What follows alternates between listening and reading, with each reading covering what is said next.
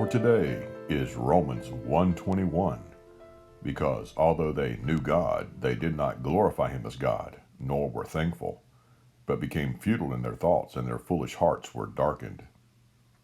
The central theme of all of Scripture is the glory of God. And the reality of Scripture is that men have failed to glorify the true God of heaven. This text reminds us of that very, very sobering truth. In fact, if you remember, the Apostle Paul was telling us in verse 18 that the wrath of God was constantly being revealed from heaven against all ungodliness and unrighteousness of mankind, because they are suppressing the truth. What truth is he talking about? The truth of God that was made very plain, very clear through creation. God has shown it to them. And remember, Paul was giving us two primary reasons why that the wrath of God would come. And the first is noted in verse 19 because of the word because, the Greek word diati, which is a word that refers to the cause or the reason why. So the wrath of God is coming because what may be known, or could be better understood, what is knowable of God, has been made clear to them because God has shown it to them. How has God shown it to them? As we looked at last time in verse 20, God has shown it to them in creation. He has indicated his invisible nature. It's called attributes here in this text. The invisible things about God, which would be his characteristics, his holiness, righteousness, love, grace, mercy, and on the list would go. They are clearly seen, again stating, like it did in verse 19, they are manifest, they are shown, they are clearly seen, they are understood by the things that are made, the workmanship of God, the very conclusion of all of his creative work. And Paul defined for us in this text that those things that are actually seen, the invisible things, are his eternal power and his Godhead, or divinity. Another way of saying that is that through creation we see that God is a powerful God because of the tremendous power it would take to create all that we see and all that we know. But also more than that, the divinity of God is seen, the deity of God, the attributes of God, the characteristics of God are seen in creation. So much so, as the text says, they are inexcusable or without excuse. Men stand accountable to God and will indeed be judged by God because they have been given general revelation. And that is enough to condemn men because it is manifest, has been shown, and is clearly seen. Now, the second reason why Paul brings to our attention this wrath being poured out on all men is really the primary reason for all of it. He begins again with the word diati, and that word means because or for the reason. Although they knew God, this is so very important to understand. Although they knew God, this is an aorist active verb. The aorist verb primarily refers to historical completed action, but it can also refer to just undefined action. It can look at, like, for instance, the entire ministry of Christ as a whole, or the entire work of man as a whole. And the point is that although the they refers back to the previous verses, they are those that suppress the truth in unrighteousness.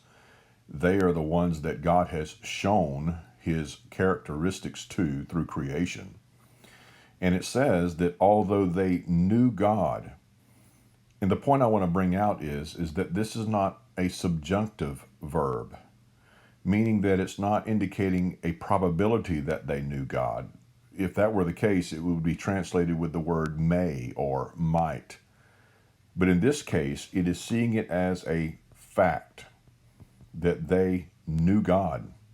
Historically, men have known God. And also, individually speaking, every single person who is born into this world at some point recognizes that there is a creator because of the creation around them, and they know what is knowable of that God. So it is not telling us here in this text that there are men who actually live and never do truly know that there's a God. The assumption of the text is that every single person, all of mankind, have known that there is a God. It is clearly seen. And that's the reason why in this text you have the translation of the word although. That word is actually not in the text. It could be literally rendered having known because it is a participle. Having known God. They are characterized as having known God. And then it says also that they did not glorify him as God and were not thankful. These two words, glorify and the word thankful, are words of worship, a word that acknowledges God for who he really is. And again, the word translated here, glorify, comes from the Greek word doxazo. We get doxology from it. It basically words that means to render esteem or honor or weight or to recognize someone for their real value. And it's telling us that mankind did not glorify God as God.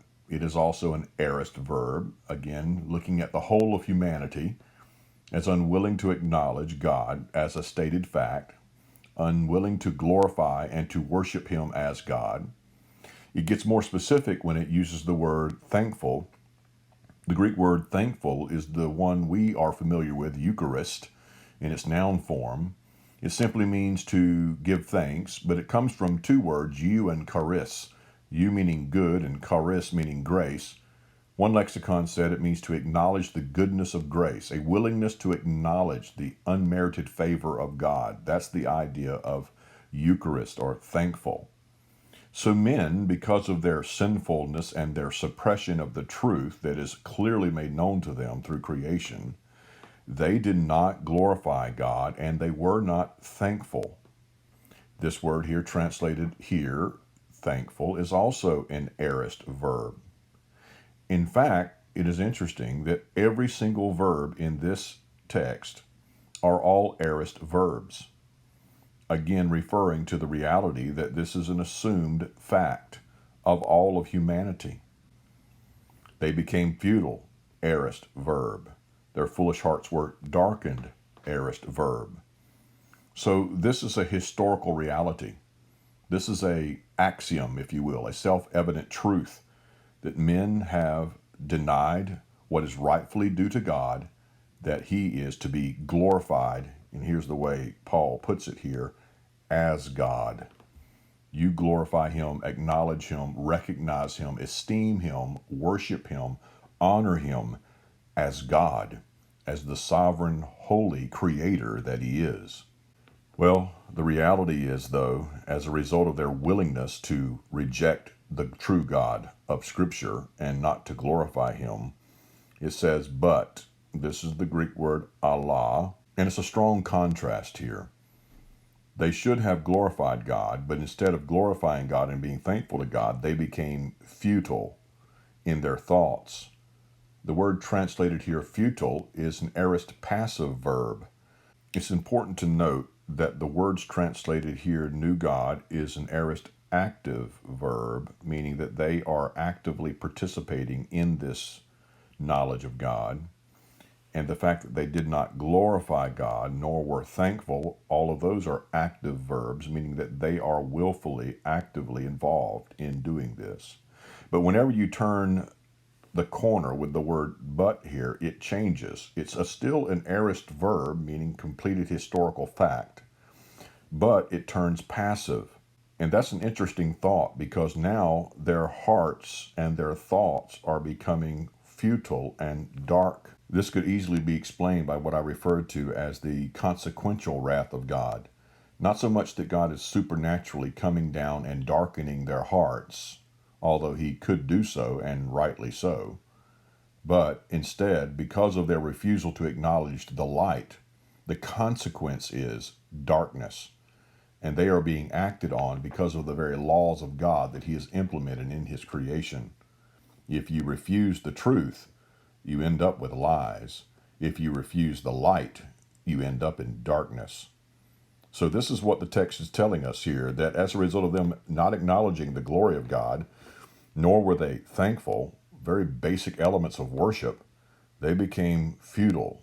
This word translated futile here is a word that means to be pointless or aimless. One lexicon said it's the failure to attain purpose. In other words, men do not become what God intended them to become. They actually become aimless in their thoughts.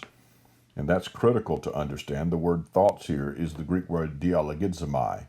It's made up of two words, logizomai, and then dia, the word is a preposition meaning through.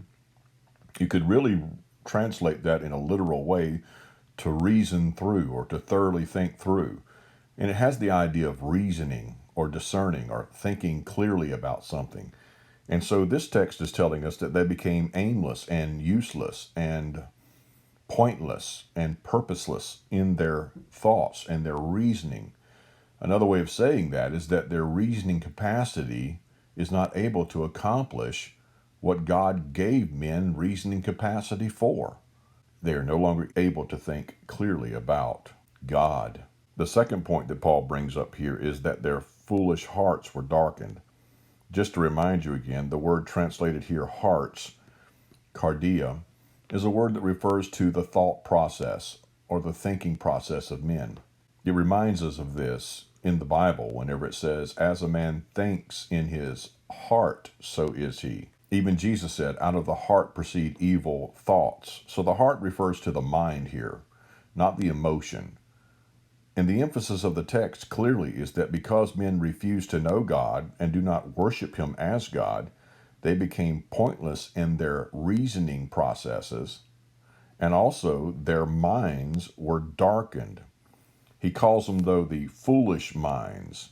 And the translation of the word foolish, a very interesting Greek word, it comes from a word that means to synthesize, but it has an alpha in front of it, which means it's the inability to synthesize. The point, as one lexicon says, it means that men do not have coherent thoughts, or comprehension might be a good way of saying that. They're unable to reach logical conclusions or necessary conclusions. A good way to illustrate that is this: because God has put himself on display and clearly shown himself that he is God through his power, and that there is complexity in this tremendous creation we see, yet men, instead of concluding that there's a God and being willing to acknowledge him and glorify him as God, they conclude that it's all by chance and all by the accidental collision of atoms over millions and millions of years. That's the expression of foolishness. That's why the Old Testament says in Psalm 14, the fool has said in his heart that there is no God. The greatest foolishness is a refusal to acknowledge God. So Paul says that their foolish heart, their minds that are unable to comprehend, were darkened. The Greek word translated darkened comes from a word scotizo that means to be sovereignly acted on by God. In other words, although I told you this is not necessarily a supernatural act of God, this is the abandonment of God. This is the light of God leaving man. And we see that in the rest of Romans chapter 1, where it talks about God gave men over to their reprobate mind as a result of their refusal to glorify God. This is the sin that men have that causes God to abandon them. So men's hearts are darkened, and their empty minds are now useless in the sense of reasoning to even comprehend the basic things about God. But they are accountable to God and without excuse. Unlike the believer who says in Psalm 8:3, when I consider your heavens, the work of your fingers, the moon and the stars which you have ordained, what is man that you are mindful of him, and the son of man that you visit him? For you have made him a little lower than the angels, and you have crowned him with glory and honor. You have made him to have dominion over the works of your hands. You have put all things under his feet. All sheep and oxen, even the beast of the field, the birds of the air, and the fish of the sea that pass through the paths of the seas. O Lord our Lord, how excellent is your name in all the earth. Stephen Charnock once wrote, when we believe that we ought to be satisfied rather than God glorified, we set God below ourselves. Imagine that he should submit his own honor to our advantage. We make ourselves more glorious than God, as though we were not made for him, but he made for us. This is to have a very low esteem of the majesty of God. And that is the word for today.